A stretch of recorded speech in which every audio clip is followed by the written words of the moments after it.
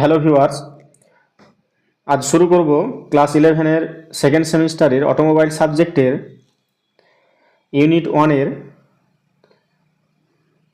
5 এবং 6 session. Unit 1-এর 5 এবং 6 number session. আমরা আগের ভিডিওতে আলোচনা করেছি যে ইউনিট 1-এর 1 থেকে 4 নাম্বার সেশন যদি তোমরা না দেখে থাকো তাহলে ডেসক্রিপশনে লিঙ্ক দেওয়া আছে, সেখানে তোমরা দেখে নিতে পারো। তাহলে আমাদের 1 নাম্বার ইউনিটে আছে regular maintenance of an engine এবং তার আন্ডারে যে 5 নাম্বার এবং 6 নাম্বার সেশন। অর্থাৎ দেখো এখানে 5 নাম্বার এবং 6 নাম্বার সেশনে আছে 5 নাম্বার সেশনে আছে tuning of lubrication system of an engine, আর 6 নাম্বার সেশনে আছে tuning of cooling system of an engine.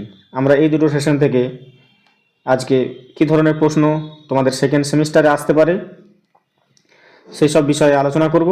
চলো শুরু করি। যে 5 নাম্বার সেশনে কি আছে দেখি।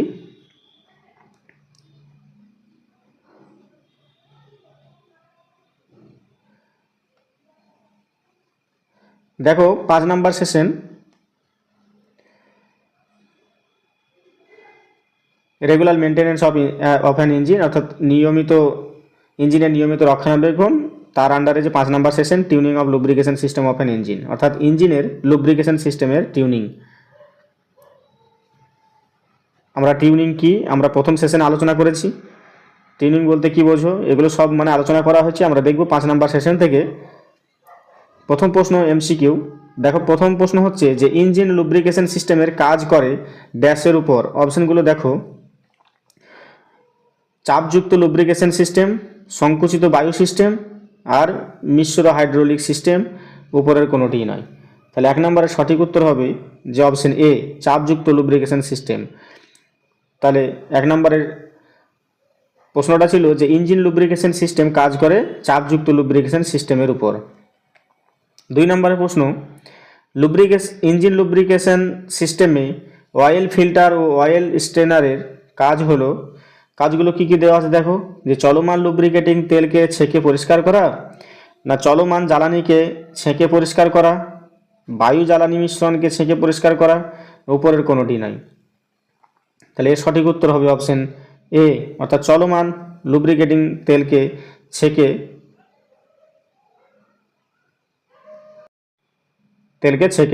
পরিষ্কার করা।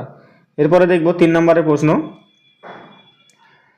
যদি তেলের গুণমান ভালো হয় তবে তার অর্থ হলো, অপশনগুলো দেখো, সান্দ্রতা বেশি, চাপ কম, সান্দ্রতার অভাব, আর উপরের কোনোটি নয়।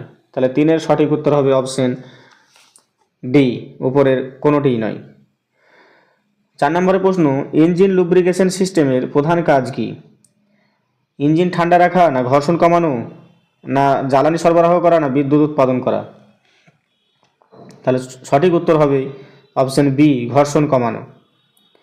5 নম্বরের প্রশ্ন, লুব্রিকেশন সিস্টেমে টিউনিং করার সময় প্রথমে কি পরীক্ষা করা হয়? ব্যাটারি, না অয়েলের পরিমাণ ও গুণমান, না ফ্যান বেল্ট, না এয়ার ফিল্টার? তাহলে 5-এর সঠিক উত্তর হবে অপশন বি, অয়েলের পরিমাণ ও গুণমান। এরপরে 6 নম্বরের, ইঞ্জিনে অয়েল প্রেসার কম হলে তার সম্ভাব্য কারণ কি? বেশি সান্দ্রতা, না অয়েল পাম্পের ত্রুটি, ভালো মানের অয়েল, আর পরিষ্কার অয়েল ফিল্টার? তাহলে 6-এর সঠিক উত্তর হবে অপশন বি, অয়েল পাম্পের ত্রুটি। 7 নম্বরের প্রশ্ন, লুব্রিকেশন সিস্টেমের অয়েল ফিল্টার কখন পরিবর্তন করা হয়? ইঞ্জিন স্টার্ট করার আগে, না নির্দিষ্ট সার্ভিস ইন্টারভ্যাল অনুযায়ী, প্রতিদিন, না ইঞ্জিন ঠান্ডা থাকলে? তাহলে 7-এর সঠিক উত্তর হবে অপশন বি, নির্দিষ্ট সার্ভিস ইন্টারভ্যাল অনুযায়ী। এরপরে দেখব 8 নম্বরের প্রশ্ন, লুব্রিকেশন সিস্টেমে অয়েল লিকেজ হলে কি করা উচিত? ইঞ্জিন চালু রাখা, না লিকেজের স্থান মেরামত করা, শুধু অয়েল বাড়ানো, কিছু না করা? তাহলে 8-এর সঠিক উত্তর হবে অপশন বি, ইঞ্জিনের এই লিকেজের স্থান মেরামত করা। 9 নম্বরের প্রশ্ন, যে সঠিক গ্রেডের লুব্রিকেটিং অয়েল ব্যবহার না করলে কি সমস্যা হতে পারে? ইঞ্জিনের শক্তি বৃদ্ধি পায়, ইঞ্জিন অতিরিক্ত গরম হয়, জ্বালানি সাশ্রয় হয়, আর ইঞ্জিন ঠান্ডা থাকে? তাহলে 9 এর সঠিক উত্তর হবে অপশন বি, ইঞ্জিন অতিরিক্ত গরম হয়। সেই জন্য আমরা যখন লুব্রিকেটিং পরিবর্তন করব তখন আমরা ভালো লুব্রিকেটিং অর্থাৎ সঠিক গ্রেডের আমরা লুব্রিকেটিংটা কিন্তু পরিবর্তন করব, যাতে ইঞ্জিন আমাদের অতিরিক্ত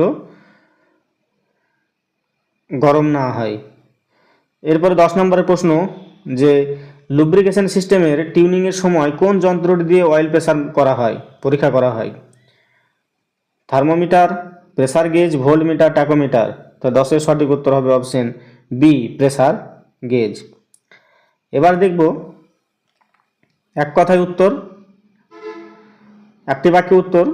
প্রথম প্রশ্ন আছে দেখো যে ইঞ্জিন লুব্রিকেশন সিস্টেমের টিউনিং কি? এ ধরনের প্রশ্ন আসলে তার উত্তর হবে যে ইঞ্জিনের লুব্রিকেশন সিস্টেম সঠিকভাবে কাজ করছে কি না তা পরীক্ষা ও সমন্বয় করাকেই টিউনিং বলা হয়।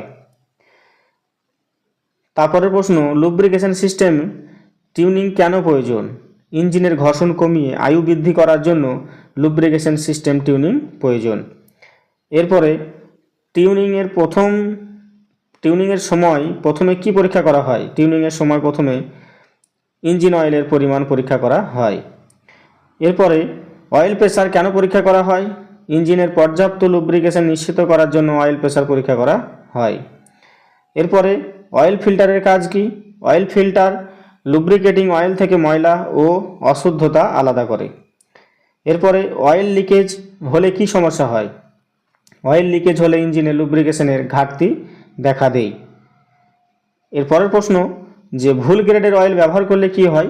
ভুল গ্রেড অর্থাৎ সঠিক গ্রেড যদি আমরা ব্যবহার না করি তাহলে কি হতে পারে?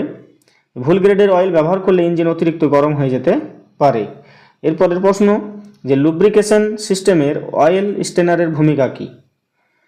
লুব্রিকেশন সিস্টেমে যে অয়েল স্টেনার থাকে তার ভূমিকা কি? অয়েল স্টেনার বড় ময়লা কণায় আটকায়। যদি কোনো অয়েলের মধ্যে যদি কোনো কণা থাকে বড় ধরনের তাহলে সেটা কিন্তু স্টেনারে ছেঁকে ফেলে। স্টেনার মানে ছাঁকনি। এরপরের প্রশ্ন যে অয়েল পরিবর্তনের সময় কেন ফিল্টারও বদলাতে হয়? তার উত্তর হবে পুরনো ফিল্টারে জমে থাকা ময়লা নতুন অয়েল নষ্ট করতে পারে বলে ফিল্টার বদলাতে হয়।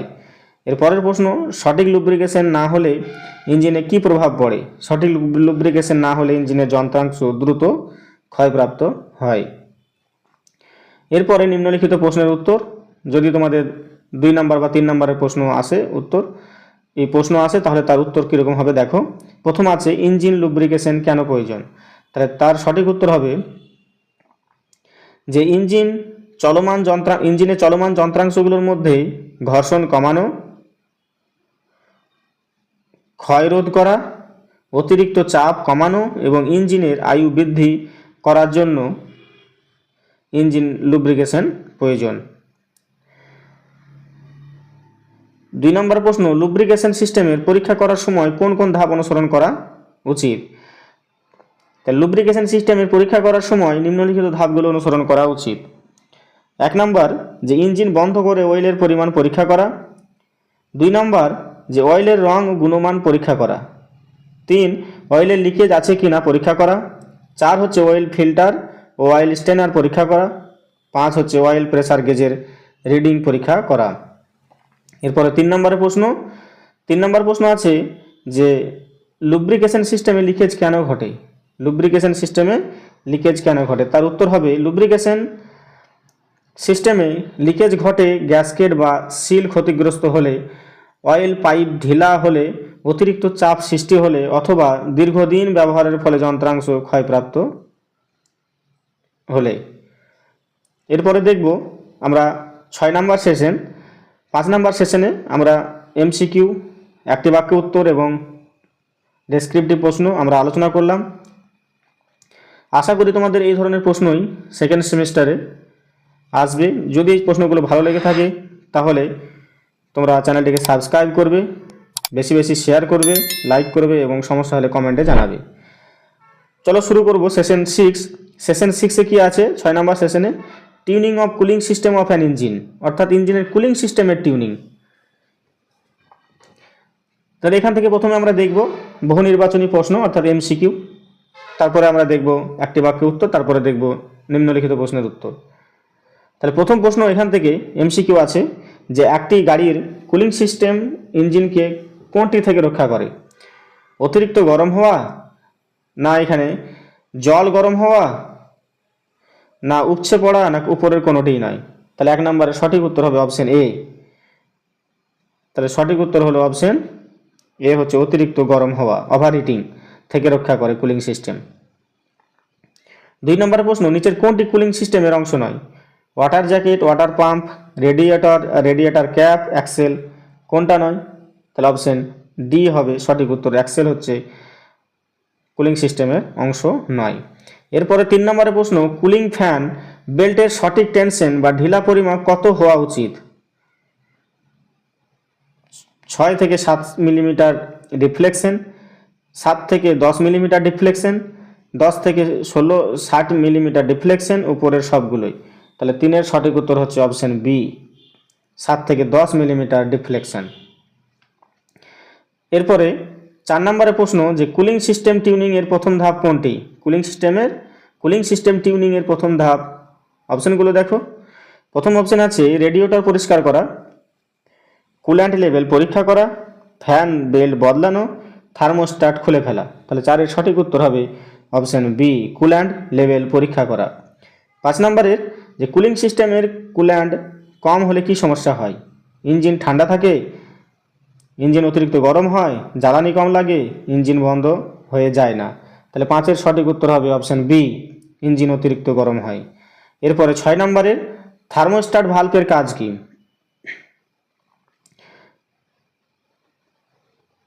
জল জমা রাখা, না কুল্যান্ট প্রবাহ নিয়ন্ত্রণ করা, না ফ্যান চালু করা, না রেডিয়েটর পরিষ্কার করা? তাহলে 6-এর সঠিক উত্তর হচ্ছে অপশন বি, কুল্যান্টের প্রবাহ নিয়ন্ত্রণ করা। 7 নম্বর, রেডিয়েটর ক্যাপ নষ্ট হলে কি হতে পারে?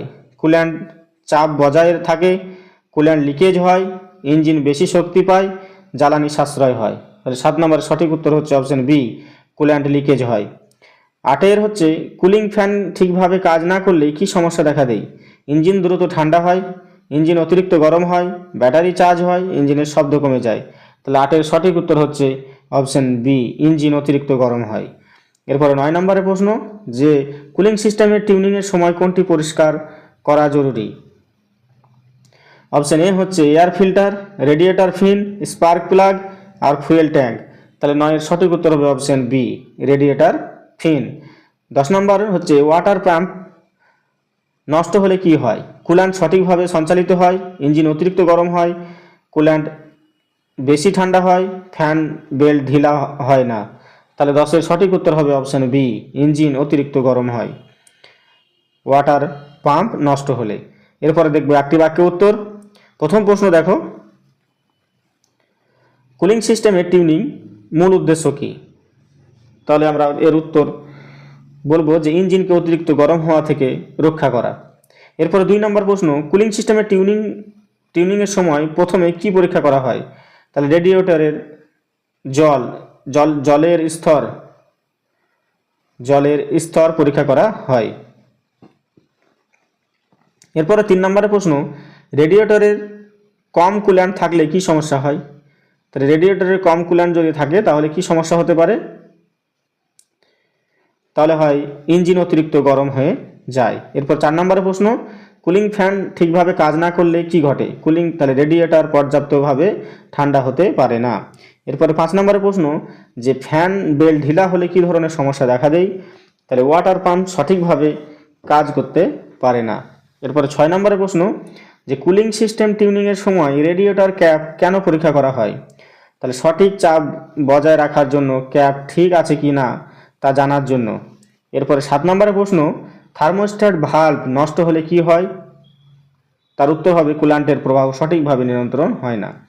এরপরে দেখব 8 নম্বরের প্রশ্ন, কুলিং সিস্টেমের লিকেজ থাকলে কি করা হয়? কুলিং সিস্টেমের লিকেজ থাকলে লিকেজ স্থান মেরামত বা অংশ পরিবর্তন করা প্রয়োজন। এরপরে 9 নম্বরের প্রশ্ন যে রেডিয়েটর ফিন পরিষ্কার রাখা কেন জরুরি? কারণ তাপ দ্রুত বাতাসে ছড়িয়ে দেওয়ার জন্য রেডিয়েটর ফিন পরিষ্কার করা জরুরি। এরপরে 10 নম্বরের প্রশ্ন, নিয়মিত কুলিং সিস্টেম টিউনিং করলে কি উপকার হয়? ইঞ্জিনের কর্মদক্ষতা ও আয়ু বৃদ্ধি পায়। তাহলে আমরা একটি বাক্যে উত্তর 10টা দেখলাম। এরপরে দেখব নিম্নলিখিত প্রশ্নের উত্তর। এখান থেকে বড় প্রশ্ন কি ধরনের আসতে পারে, অর্থাৎ 2 নম্বরের বা 3 নাম্বার দেবে, এর বেশি দেবে না। তাহলে প্রথম প্রশ্ন আছে যে ইঞ্জিনকে ঠান্ডা রাখা কেন প্রয়োজন। যদি এ ধরনের প্রশ্ন হয় তাহলে তার উত্তর হবে যে ইঞ্জিনে জ্বালানি দহন হলে প্রচুর তাপ উৎপন্ন হয়, সেই অতিরিক্ত তাপ অপসারণ করে ইঞ্জিনকে অতিরিক্ত গরম হওয়া যন্ত্রাংশ ক্ষয় এবং ক্ষতি থেকে রক্ষা করার জন্য ইঞ্জিন কুলিং প্রয়োজন। এরপরে 2 নম্বরের প্রশ্ন হচ্ছে যে কুলিং সিস্টেমের কার্যকারিতা পরীক্ষা করার সময় কোন কোন ধাপ অনুসরণ করা হয়। তার উত্তর হবে কুল্যান্টের স্তর পরীক্ষা করা, রেডিয়েটর হোস পাইপে লিকেজ আছে কি না দেখা, ফ্যান বোল্টের টেনশন পরীক্ষা করা, থার্মোস্ট্যাট ও ওয়াটার পাম্প ঠিকভাবে কাজ করছে কি না যাচাই করা এবং রেডিয়েটর ক্যাপ পরীক্ষা করা। তাহলে আমরা 6 নম্বর সেশন থেকে আমরা দেখলাম এমসিকিউ, একটি বাক্যে উত্তর এবং বড় প্রশ্ন। আশা করি তোমাদের যে সমস্ত প্রশ্ন আলোচনা করা হচ্ছে সেকেন্ড সেমিস্টারে এর বাইরে আসবে না, এর থেকে তোমরা প্রশ্ন পেয়ে যাবে। তোমরা ভালোভাবে এগুলো একটু দেখে নেবে, 1-2 বার দেখলে এটা ঠিক মনে থেকে যাবে, এবং যদি সেটা না হয় তাহলে খাতায় নোট করে নেবে। আবার বলছি, যদি তোমাদের এই প্রশ্নগুলো ভালো লেগে থাকে তাহলে চ্যানেলটিকে সাবস্ক্রাইব করবে, বেশি বেশি শেয়ার করবে, লাইক করবে এবং সমস্যা হলে কমেন্টে জানাবে, সমাধান করার চেষ্টা করব। আজকে এখানেই, দেখা হচ্ছে পরবর্তী সেশনে। ধন্যবাদ।